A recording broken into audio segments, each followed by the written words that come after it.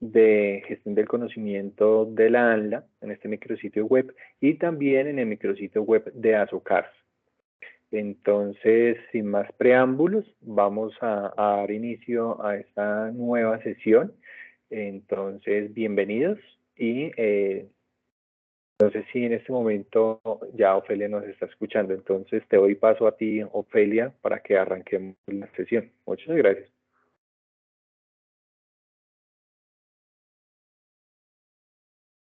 Buenos días para todos. No sé, ¿me escuchan bien? Sí, Ofelia, te escuchamos bien. Bueno, mucho gusto. Mi nombre es Ofelia Mejía, hago parte del equipo técnico que realiza la evaluación y seguimiento de los permisos de recolección, al igual que mi compañero Cristian, con el que pues dio la charla hace 8 días sobre los permisos de recolección con fines de elaboración de estudios ambientales. Y en este caso vamos a hablar sobre los permisos de recolección con fines de investigación científica no comercial, permisos de recolección tanto individuales como permisos marco. Entonces, pues voy a dejar la cámara para compartirles la pantalla y me van contando. Eh, Al igual que en la semana pasada, les propongo pues que a medida que van teniendo las inquietudes o eh, algo para compartirnos, pues nos lo digan de una vez, no lo dejemos para el final porque a veces como que ya después pierde sentido. Entonces,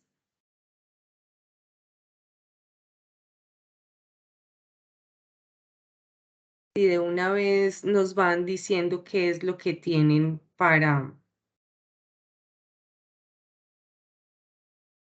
Listo, para Ofelia, compartir o para preguntar. te confirmamos que estamos viendo ya la presentación. Bueno, muchas gracias, Marcelo. Bueno, como les contaba antes, pues hacemos parte del grupo de permisos y trámites ambientales de la ANLA. Somos una parte de la entidad que se encarga de evaluar y de hacer seguimiento a los permisos de recolección, permisos fuera de licencia, permisos de recolección selectiva y todo lo que pues les contaba Cristian la semana pasada. Un grupo con trámites bastante diversos. En esta ocasión vamos a hablar de los permisos de recolección de especímenes de especies silvestres de la diversidad biológica con fines de investigación científica no comercial. Estos permisos están normados por el decreto 309, que después fue acogido en el decreto 1076 de 2015. Y en el decreto 1370, pues el 309 dio paso luego como a unas especificaciones en la reglamentación, y de ahí derivaron el decreto 1376 de 2013 y 3016 de 2013. El 1376, ¿perdón? Ofelia, mantenemos la lámina inicial, no sé si ya avanzaste a la lámina 2. Sí, estaba ya pasando. Voy a darle acá a ver si creo que acá Ya, no listo, ahí cambió. estamos en la lámina 3. Permiso de recolección, listo. Sí. Y después ya les estaba hablando del decreto 309, que fue pues como que el decreto madre, por decirlo así, y de ahí derivaron unos otros decretos que ya reglamentaron específicamente estos permisos de recolección. Como hablábamos la semana pasada, el 3016 reglamentó lo relacionado con la recolección de especímenes con fines de elaboración de estudios ambientales, y el 1376 pues reglamenta lo relacionado con la recolección con fines de investigación científica no comercial.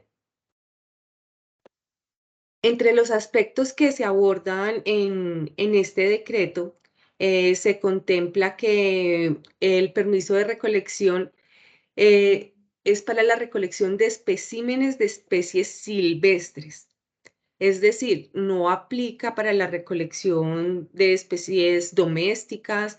En domésticas se entiende pues como cultivadas o que en su proceso ha influido el hombre. Y y es con fines no comerciales, es decir, donde se tenga el objetivo de realizar la recolección con fines de bioprospección.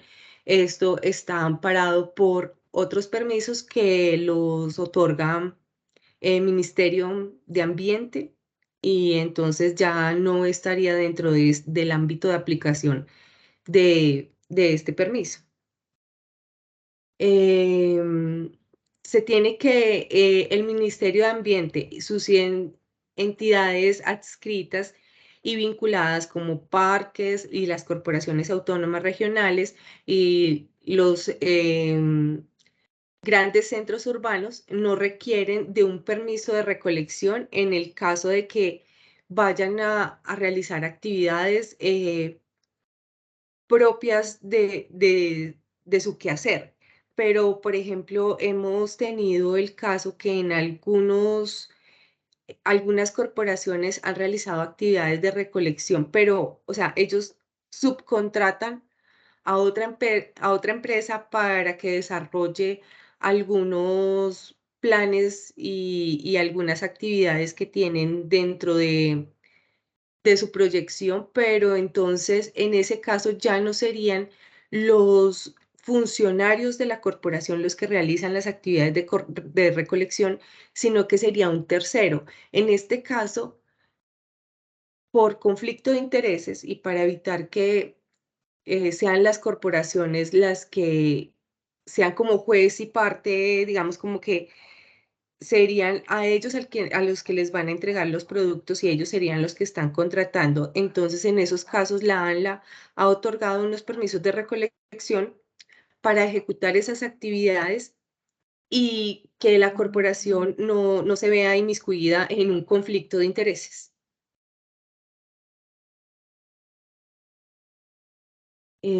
Bueno.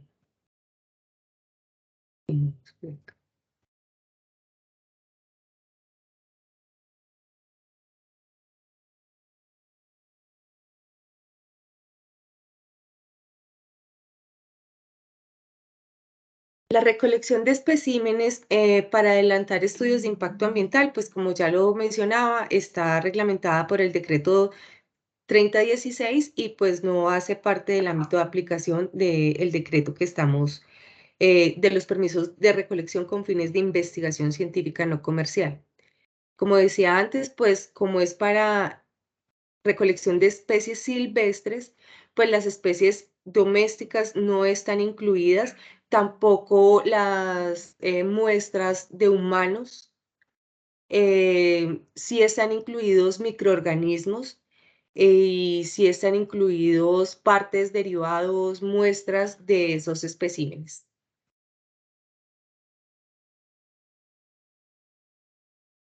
Em, En el decreto hay una parte donde nos brinda unas definiciones. En estas definiciones nos indica que un espécimen de especie silvestre es todo organismo de la diversidad biológica, vivo o muerto o cualquiera de sus partes, productos o derivados.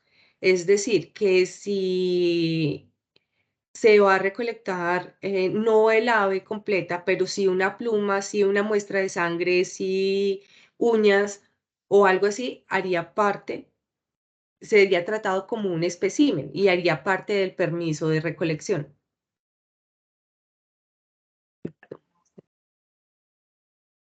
Y en cuanto a flora silvestre, pues son los individuos vegetales que se encuentran dentro del territorio nacional. Se entiende como silvestre aquellos que no han sido objeto de plantación o de mejoras por el hombre. Entonces, en este caso donde hay plantaciones forestales, esto pues lo regula es el ICANN y nosotros no entraríamos en estos cultivos forestales.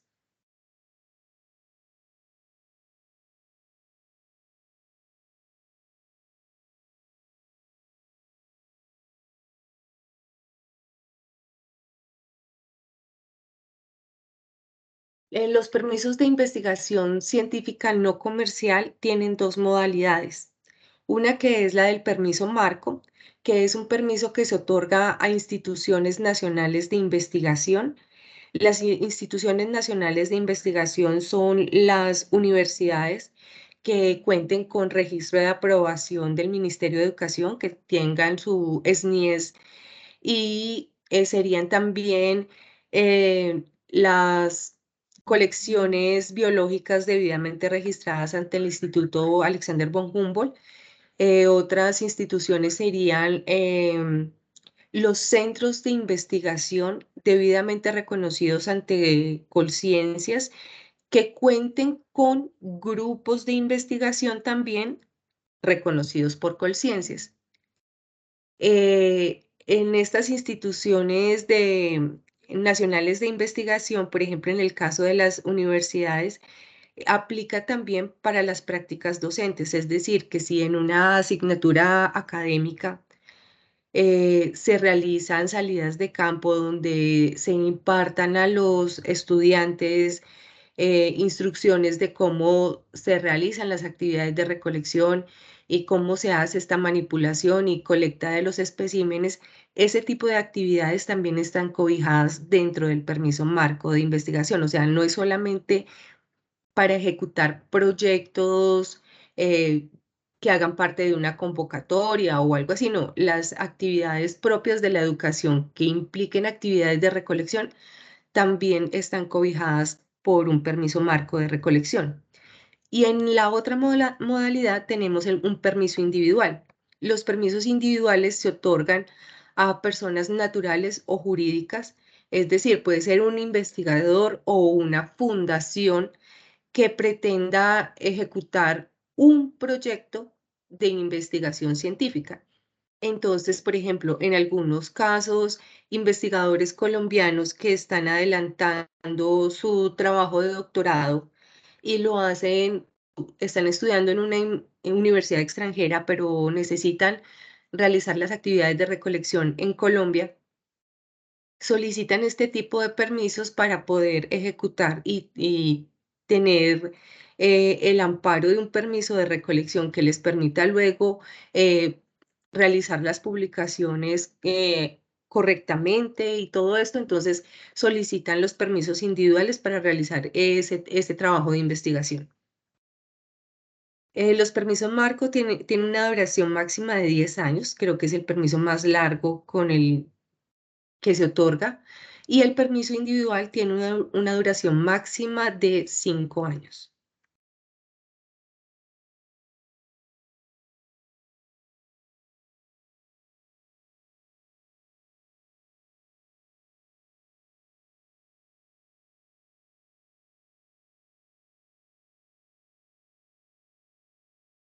La, mm, Como les contaba antes, pues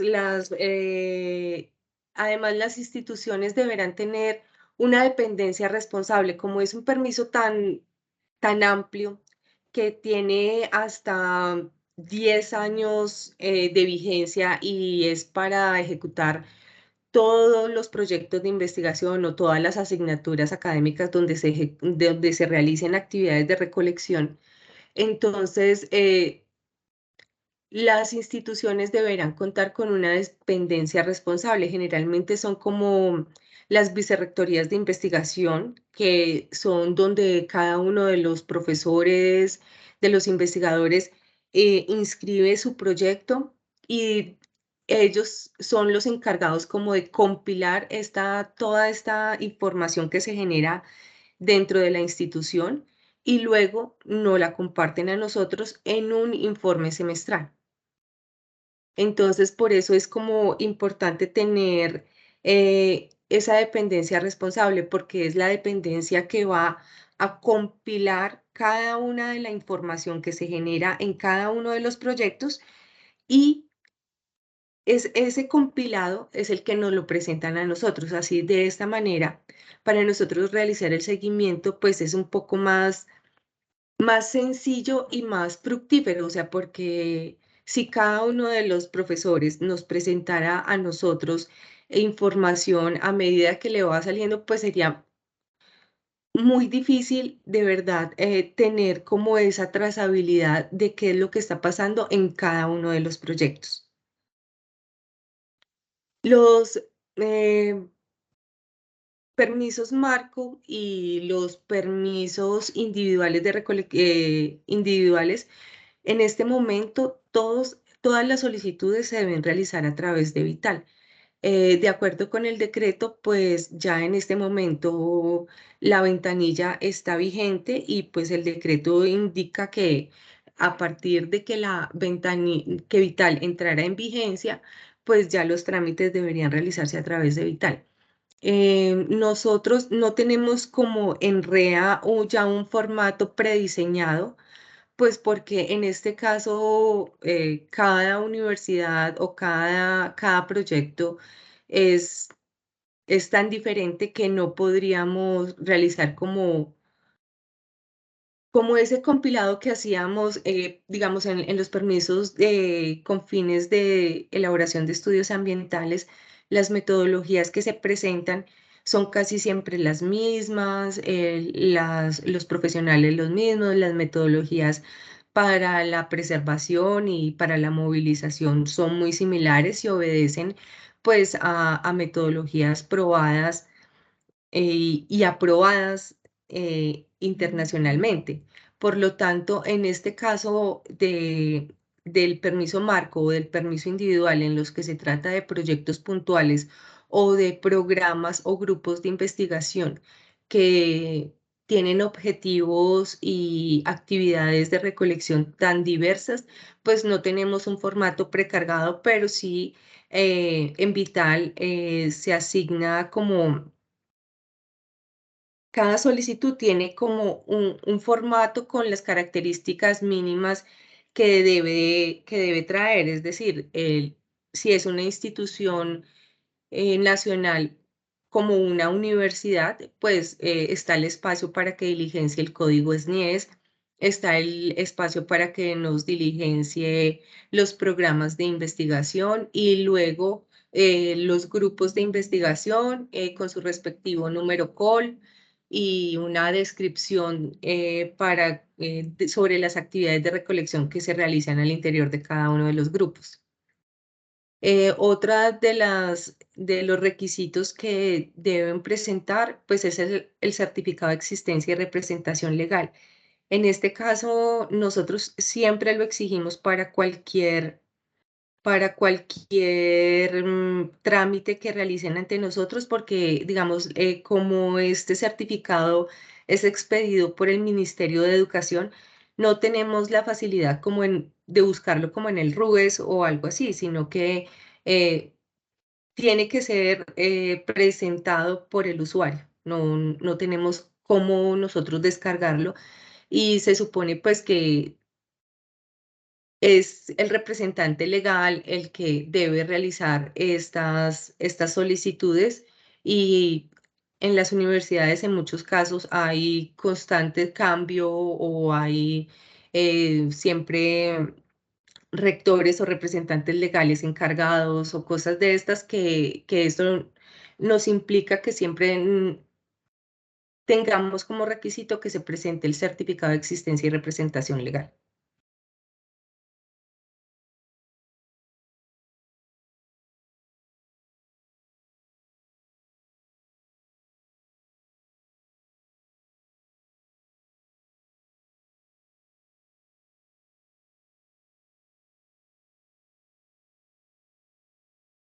En el caso del permiso individual, también se requiere un formato de solicitud.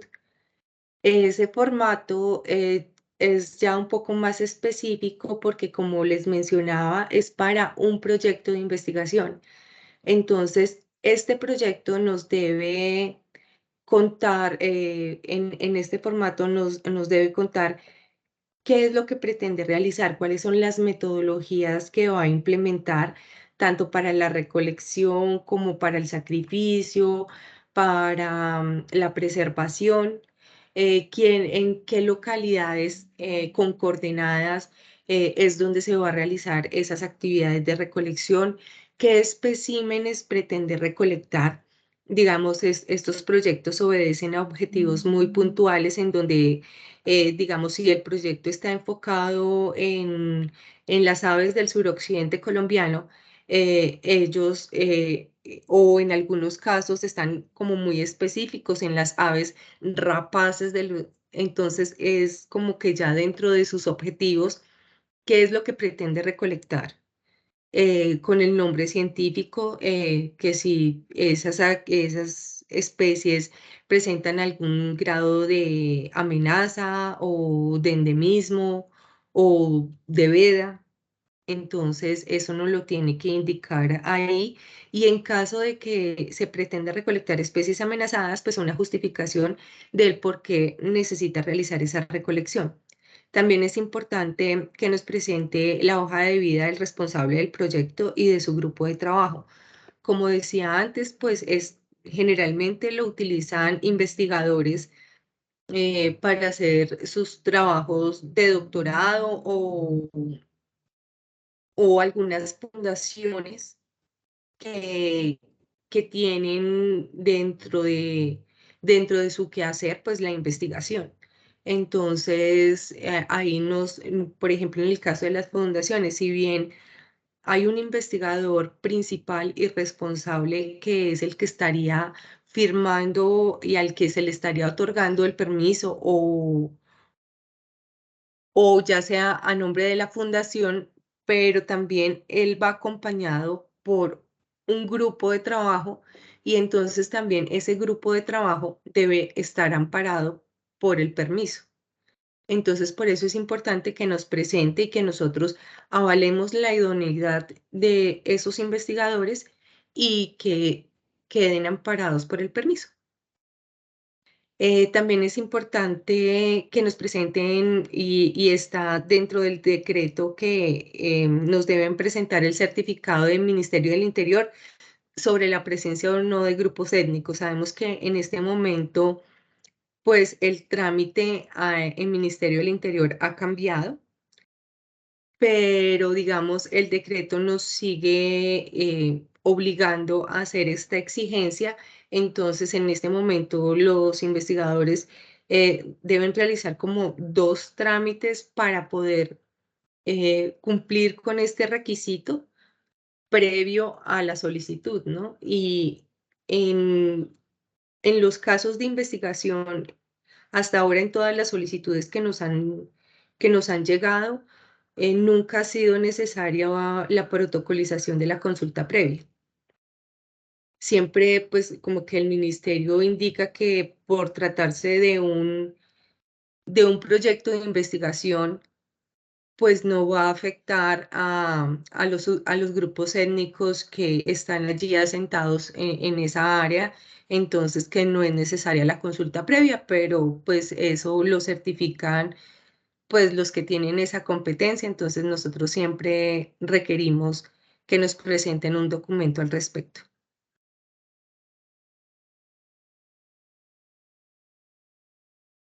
Eh, en general, pues dentro de los trámites de solicitud o de modificación, se tiene que, en el permiso marco, se puede modificar para incluir o excluir grupos de investigación, líneas de investigación o investigadores nacionales o extranjeros. En la parte de los investigadores extranjeros, también hago una precisión sobre que en, en una solicitud o en una modificación, digamos, cuando se pretende incluir dentro de un permiso de investigación a un investigador extranjero, este requiere un documento adicional. En la norma nos indica que con el propósito de como de salvaguardar nuestro patrimonio, los investigadores extranjeros requieren un documento expedido, puede ser expedido por la misma universidad o por la misma fundación, por decirlo en el caso de los permisos individuales, en el que sea la fundación que indique que ese investigador se encuentra adscrito a la entidad y debe indicar la calidad en la que está inscrito, o sea, ya sea, por ejemplo, en una universidad, si es un estudiante, si es un profesor y que tiene una vinculación laboral que tiene un término de vigencia de 5 años o algo así, o sea, simplemente, generalmente, pues no, es la misma institución la que nos certifica esto, pero dentro de la norma nos pide que haya un documento adicional para los investigadores extranjeros.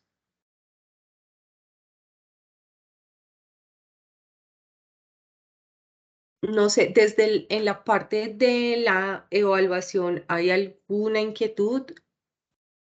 No veo nada en el chat ni nada, si no sé si alguien tenga algo.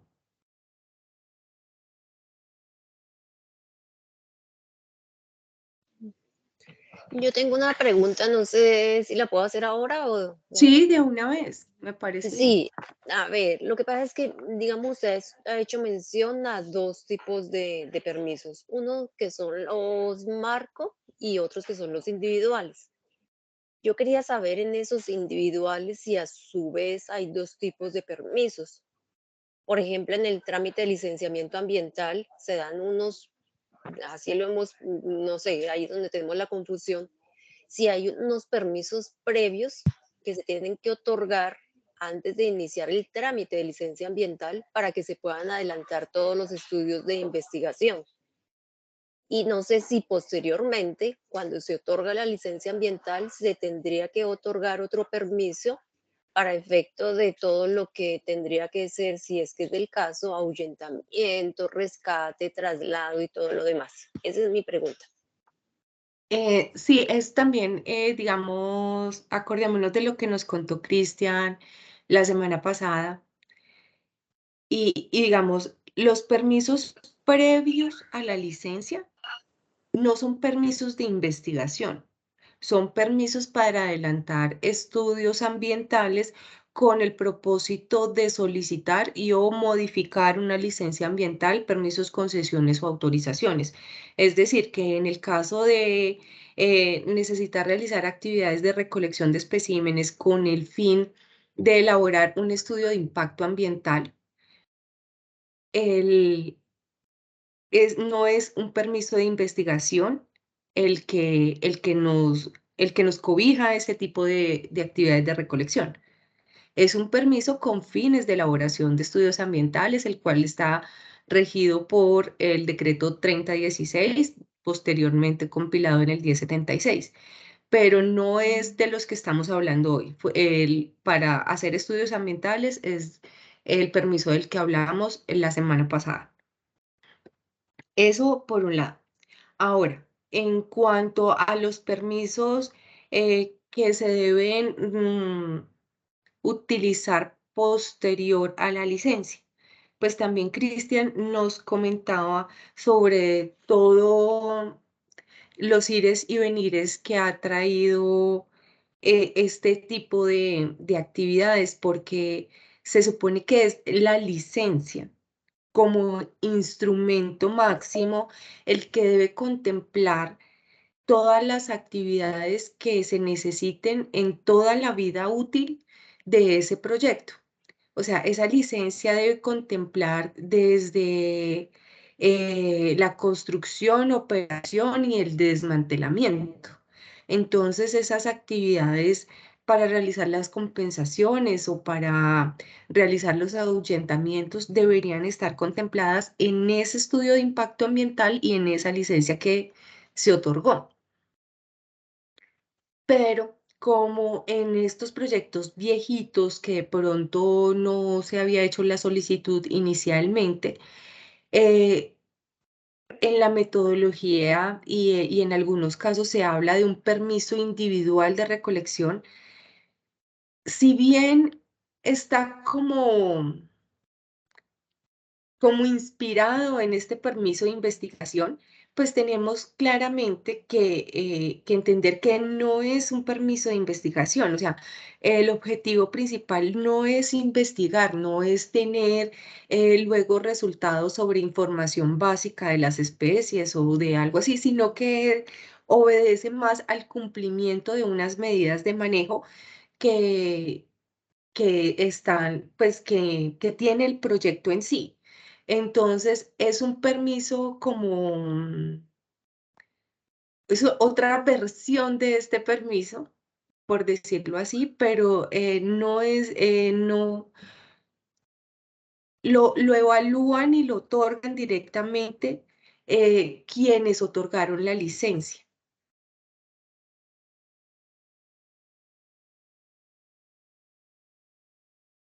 Sí, sí me hago entender. No sé. Sí, sí, está claro. Muchas gracias. Bueno, acá en el chat tenemos dos preguntas. Una, Juan Pablo, ya te doy la entrada, pero dame un segundo, contestamos dos que estaban antes acá. Acá nos preguntan, buenos días, ¿con cuántos meses de expedición son aceptados los certificados de Mini Interior? Pues realmente, más que la vigencia, aunque siempre nos los pasan, o sea, antes de 6 meses, nosotros generalmente máximo 6 meses damos de vigencia a algunas cosas, pero pues estos certificados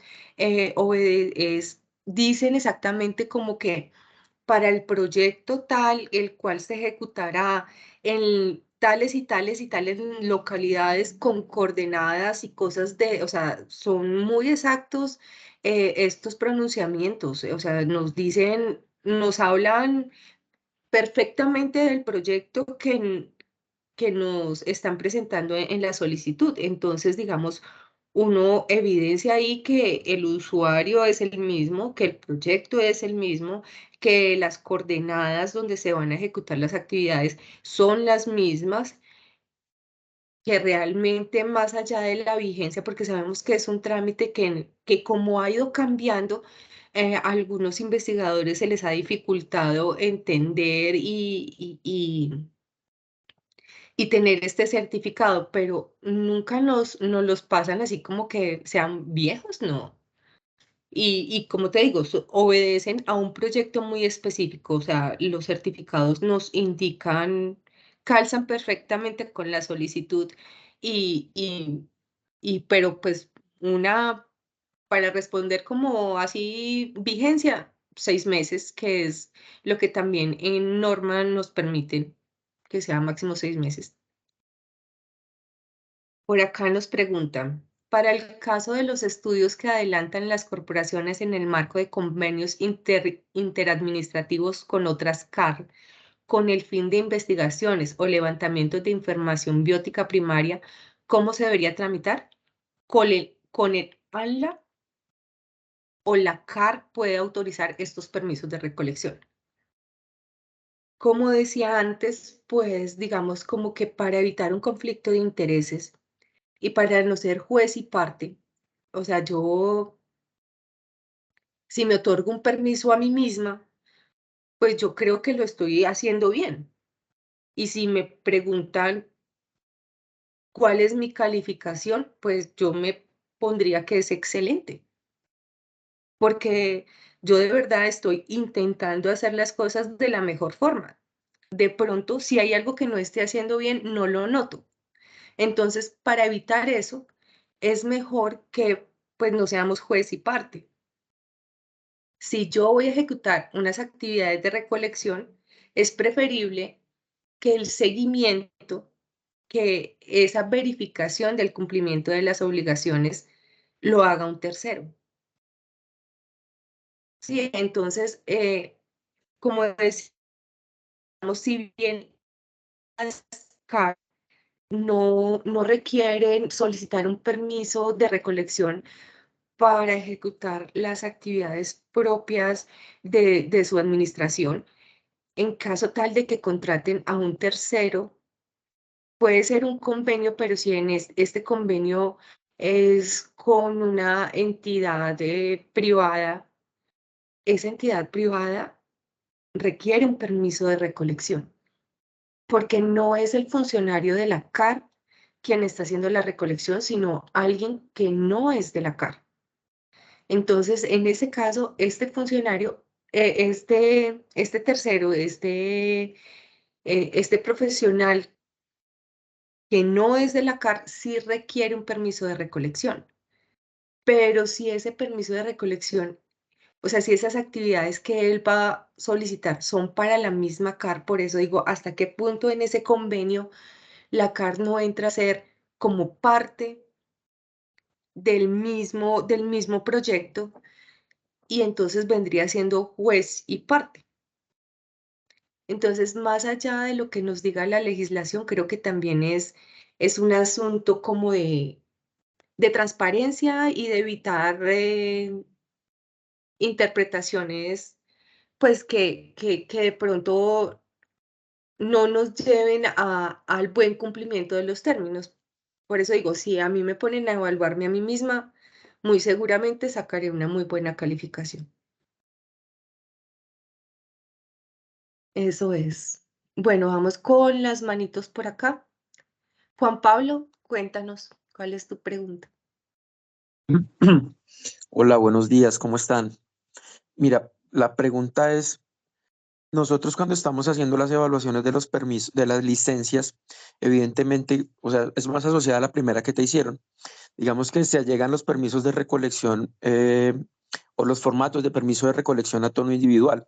Sin embargo, esos permisos llevan asociadas unas actividades y pues las actividades en cuanto a ahuyentamiento, rescate y traslado de un permiso de recolección con fines no comerciales, pues no tienen nada que ver con lo que realmente se va a desarrollar dentro del proyecto La Licencia. Si bien es cierto, es claro en que la licencia va, o sea, perdón, los permisos van implícitos en la licencia. Digamos que las actividades asociadas al permiso de recolección con fines científicos no comerciales no tienen nada que ver. Y pues hacer un seguimiento a ese permiso dentro de la licencia pues sería imposible.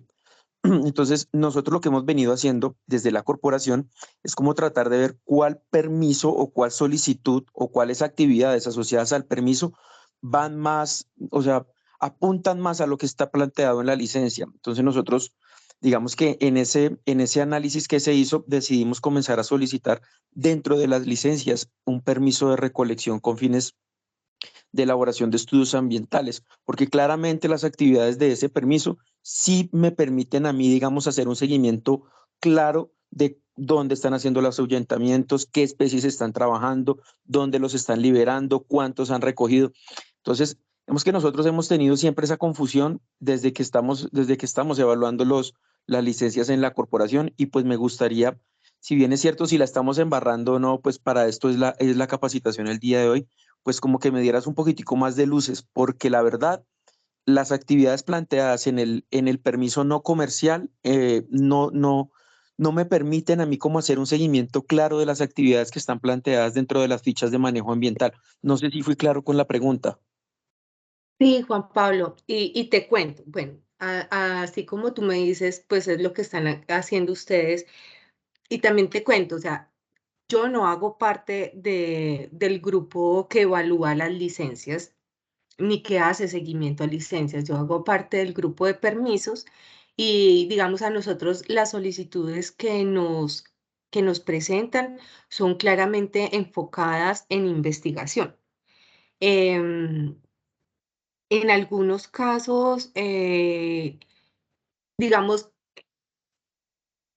no, y entiendo que no calcen perfectamente, pero hay que recordar que el ámbito de aplicación del permiso de recolección con fines de elaboración de estudios ambientales dice que es para levantar la línea base, o sea, que es, em, es el permiso para solicitar y o modificar, o sea, habla como de o sea, la forma en la que está escrito nos muestra como que es de manera previa al proyecto.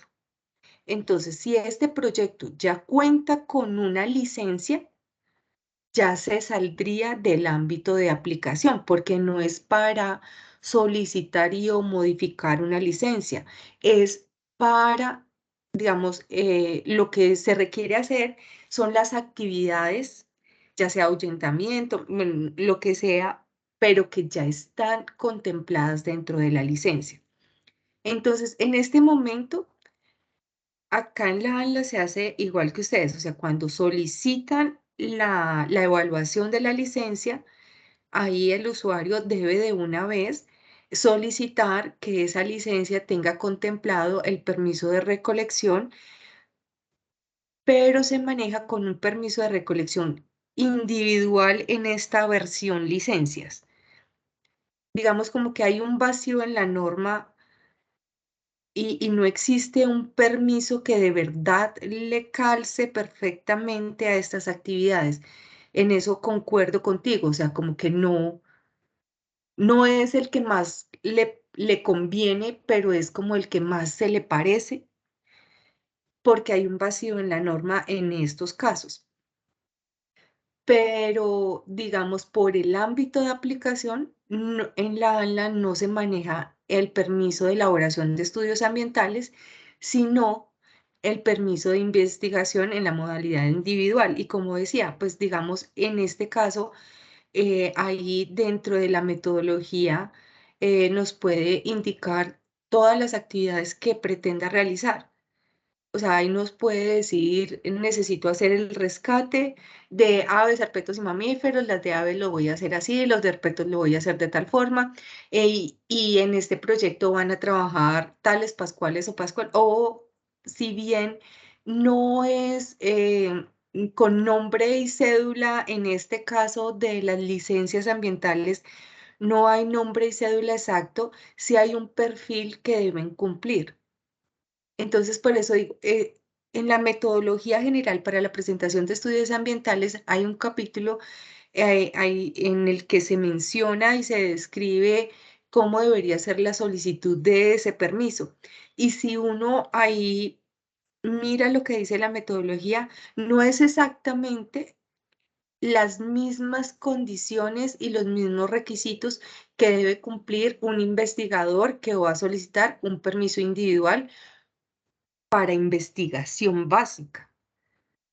O sea, por eso te digo que es una versión, lo que en la metodología, el que se menciona en la metodología y el que se usa es como una versión de un permiso individual, pero no es exactamente un individual, pero tampoco se usa el de elaboración de estudios ambientales porque estaría fuera del ámbito de aplicación dentro ya para la ejecución de actividades dentro de una licencia ambiental ya otorgada.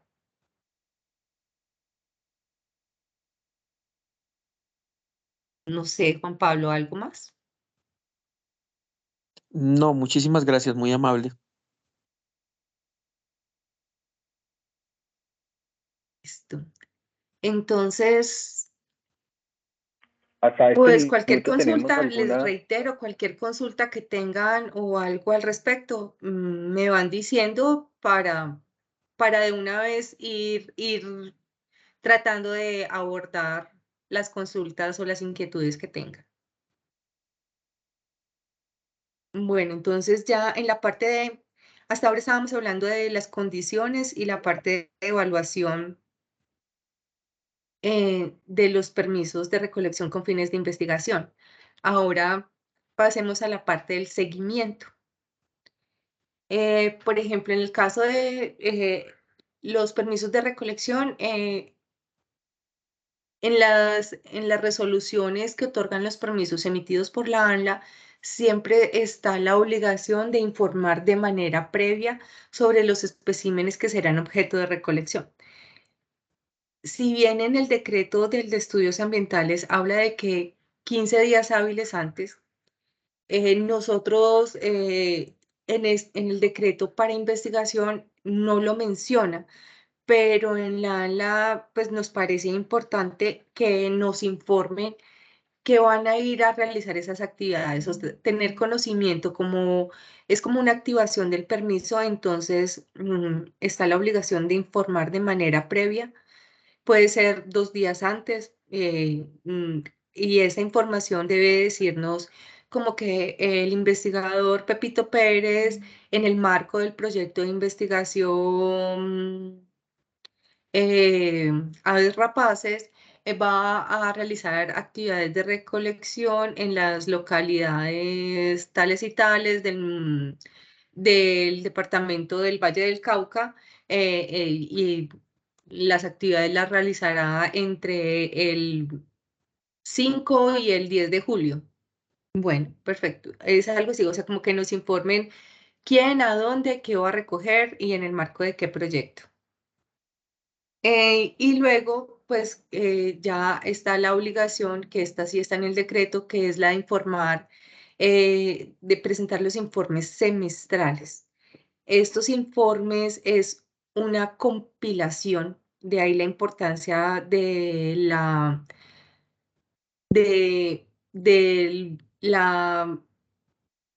encargada de administrar esta información, por ejemplo, una vicerrectoría, que es la que realiza esta compilación. Entonces, estos informes semestrales deben traer la información de todas las actividades de recolección que se ejecutaron en esos 6 meses anteriores.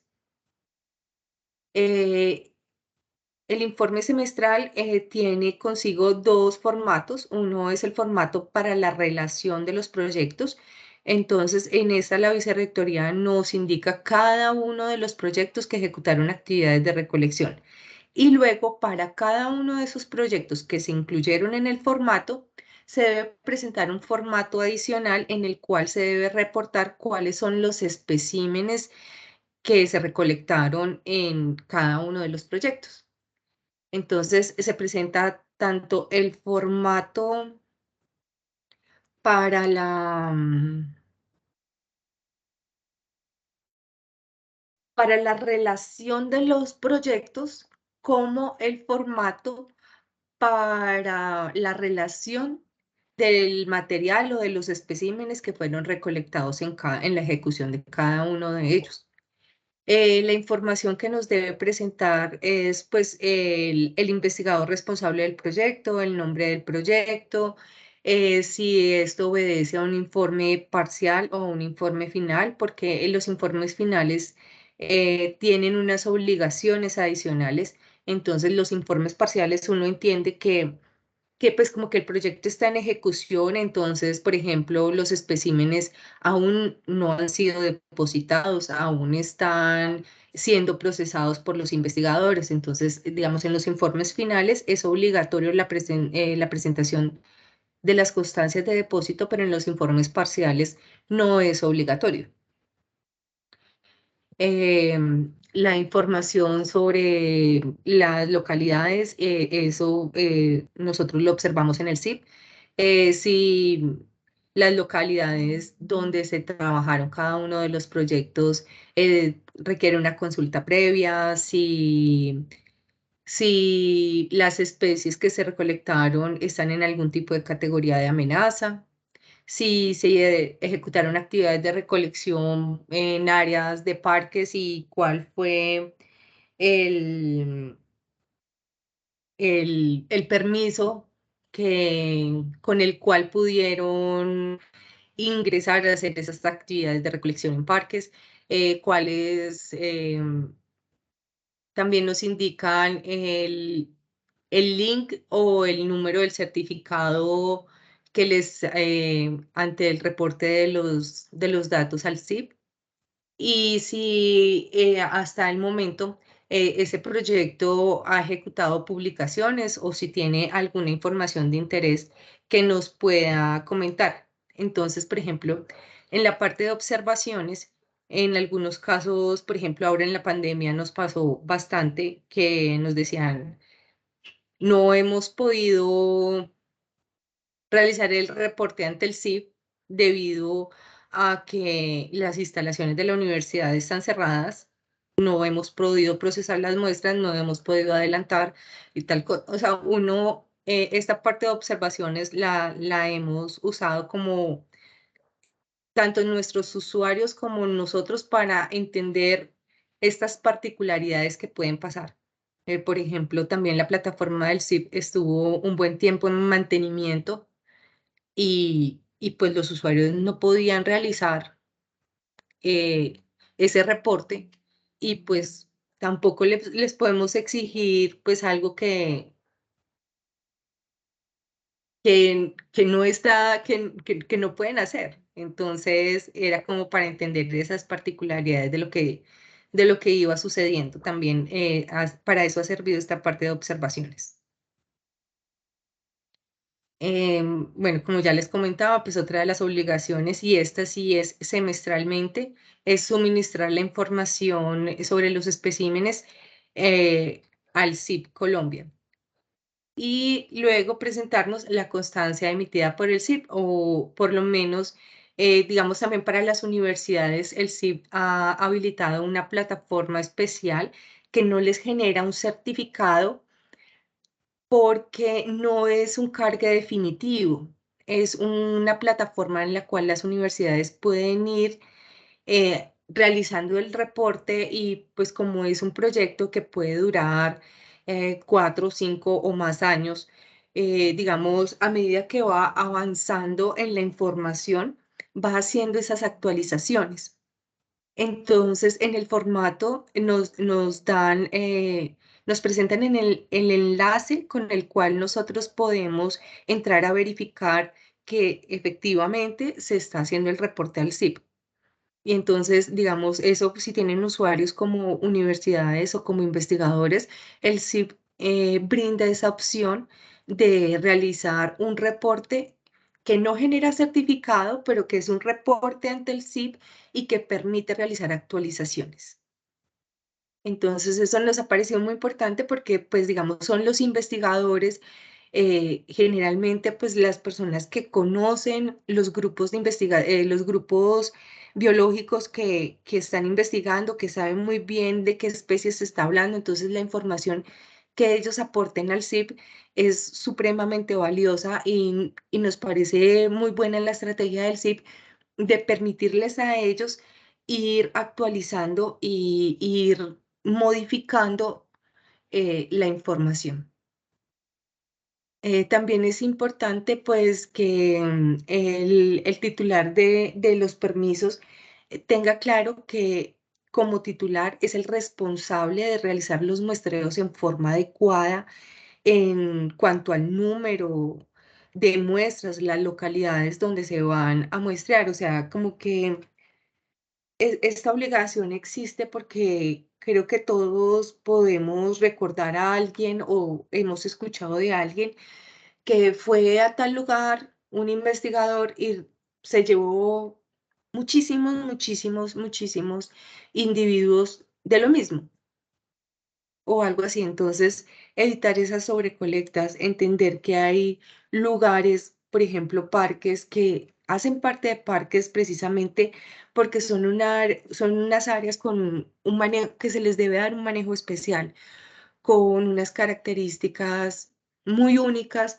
que debemos preservar. Entonces, para eso existe esta obligación, para que cuando en algún proyecto o en alguna institución no se esté dando un manejo adecuado al permiso, pues también ahí se pueden hacer los requerimientos a que haya lugar. Y pues también está la obligación de enviar las copias de las publicaciones. En este caso, pues ya sabemos que hay muchas revistas que también son digitales, entonces pues también nos envían el enlace o la ruta para poder verificar esas publicaciones. Como mencionaba antes, pues la obligación de depositar los especímenes recolectados en una colección nacional debidamente registrada ante el Instituto Humboldt, pues es una obligación que se hace efectiva en caso de presentarnos un informe final. Es decir, este proyecto de investigación ya no va a ejecutar más actividades de recolección, ya está terminando todos sus procesos, y ya es momento para que estos especímenes ya hagan parte y se depositen en una colección debidamente registrada ante el Humboldt. Como sabemos, una vez el investigador entregue los especímenes a la colección, pues ya digamos como que la tutoría de esos especímenes está está dada a la colección, o sea, algo así como que la potestad de esos especímenes es de la colección, ya dejan de salir de las manos del investigador, entonces esta es una obligación que se hace efectiva en informes finales.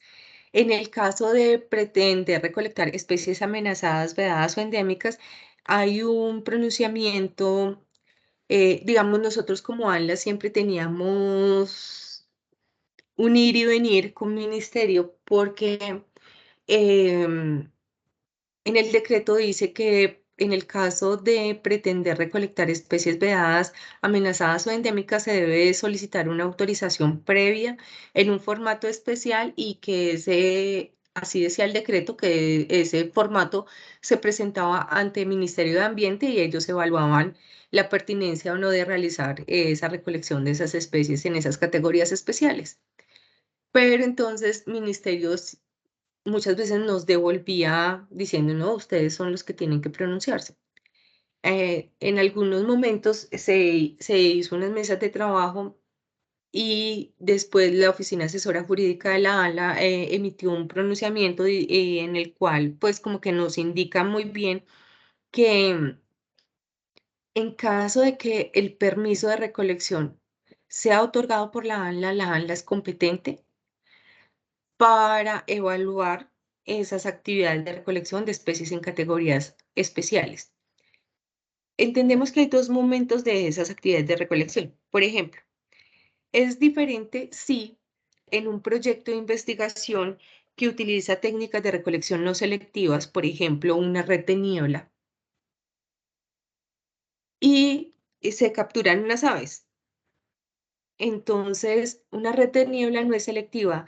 Es muy posible que ahí quede atrapada un ave en categoría de amenaza y el investigador se la llevó hasta el laboratorio y únicamente cuando la revisó con las claves taxonómicas evidenció que es una especie en categoría de amenaza. Pero, digamos, su objetivo principal del proyecto no era recolectar una especie amenazada, era, no sé, conocer las aves del Piedemonte llanero. Ese era su objetivo. Entonces, por artificios inherentes al muestreo, recolectó una especie amenazada. Obviamente, sí tendrá que presentarnos la información en el formato y reportar la información asociada a esa especie al CIP y depositarla. Pero digamos ahí no solicitamos que nos presente el formato de manera previa, porque no, eso no era lo que él pretendía hacer. Pero si el proyecto se llama Las ranas arlequines de Buenaventura, pues ahí sí ya sabemos que el nombre del proyecto, el objetivo del proyecto es ir a recolectar especies amenazadas. Entonces, en este caso, cuando sabemos que nuestro propósito es ir a recolectar esas especies amenazadas, sí es necesario que nos presenten de manera previa el formato. En este formato es como muy parecido a un permiso individual, es un formato muy parecido. O sea, también hay una descripción del proyecto, una descripción de las áreas y una descripción, una justificación sobre el por qué es necesario recolectar esas especies en esas categorías especiales. Entendemos que las vedas, por ejemplo, en el caso de las vedas, hay vedas nacionales, pero también hay vedas regionales. En estos casos de vedas regionales, nosotros les pedimos un pronunciamiento de la corporación sobre esas actividades de recolección. No sé si les hayan llegado ya solicitudes a ustedes, pero digamos, eso es lo que hemos hecho, digamos, en el caso de algunas especies vegetales que nos han pedido como autorización para recolectar esas especies vedadas y les hemos dicho, bueno, la veda es regional, entonces comuníquese con la Corporación Autónoma Regional con jurisdicción en el área donde usted va a trabajar y que ellos emitan un pronunciamiento sobre esas actividades de recolección. Eso pues en el caso de estas especies con categorías especiales y, bueno, y ya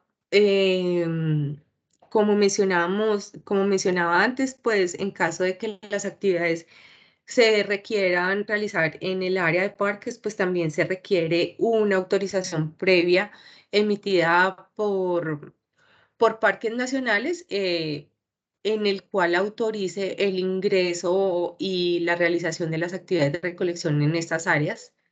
Y en el caso de la consulta previa, pues ya sabe, como les decía antes, pues para los permisos de investigación individual sí se requiere en la solicitud, desde la parte de la solicitud, que haya un pronunciamiento de Mininterior. Pero en el caso de los permisos marco, pues como son permisos tan generales, ahí lo que se enfoca es como en cada uno de los proyectos, entonces cada uno de estos proyectos deberá tener en cuenta que pues si se pretenden realizar actividades de recolección en áreas donde existan o donde hayan grupos étnicos, pues deberá comunicarse con el Ministerio del Interior para, para velar y para cumplir con la obligación de la consulta previa, ¿no? Y esa información pues nos la presentan a nosotros dentro de los informes semestrales. Y ya, por ahora pues digamos eso es lo que en general hacemos en la evaluación y seguimiento de los permisos de investigación. No sé si tienen alguna pregunta, algún comentario o algo que nos quieran decir.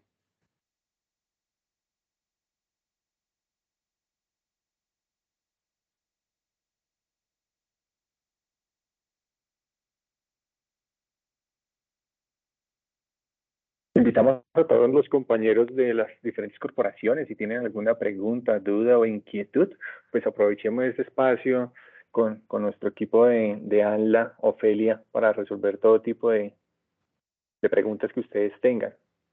Entonces los invitamos a abrir micrófonos o a levantar la mano y estaríamos dispuestos a responderles cada una de las preguntas que surjan en este momento.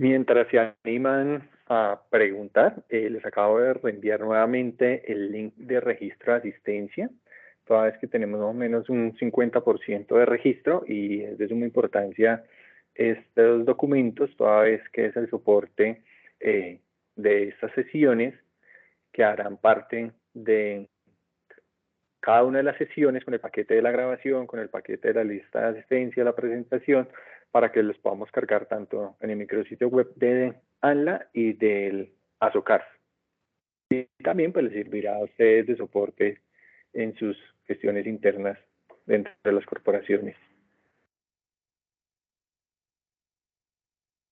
Ofelia, creo que no tenemos ninguna mano levantada ni... No, y tampoco veo preguntas en el chat.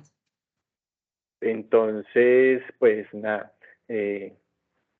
a todos muchas gracias por su asistencia, su participación, las dudas que surgieron en el camino y que fueron resueltas. A Ofelia también muchas gracias por acompañarnos en impartir esta sesión y a todos pues les recomendamos estar muy atentos a las próximas jornadas que se realizan en los jueves ANLA con ASOCAR para que podamos fortalecer toda la capacidad interinstitucional y podamos pues resolver dudas, que para eso están diseñados estos espacios. A todos muchas gracias y les deseamos un excelente resto de día.